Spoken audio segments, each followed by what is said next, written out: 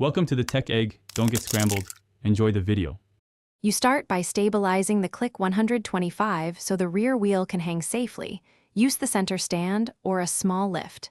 Next, remove the seat and side panels to expose top shock mount bolts. Spray penetrating oil on pivot bolts, then back off the axle nut and loosen chain adjusters slightly.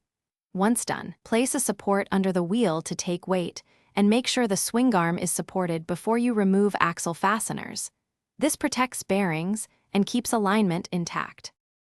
With the wheel supported or removed, brace the swing arm and unbolt the lower shock mount first, then the upper mount.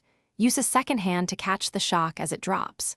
Once free, lay it next to the new unit and inspect bushings, spacers, and mounting sleeves for wear. Replace any degraded parts. Clean the mounting points and apply a thin coat of anti-seize where metal meets metal. If the linkage was removed, clean bearings and re-grease before reassembly to ensure smooth travel. Install the new shock by aligning spacers and pushing the mounting bolts through. Hand start nuts to avoid cross-threading. Tighten bolts to the service manual torque. If unsure, around 30 Nm is a common value, but make sure to use the correct spec for your model.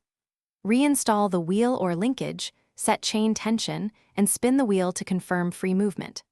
Once reassembled, perform a short test ride at low speed, then recheck fasteners. If you hear clunks or feel instability, stop and reinspect bushings and torque. Thanks for watching. Consider subscribing if I helped unscramble your problems.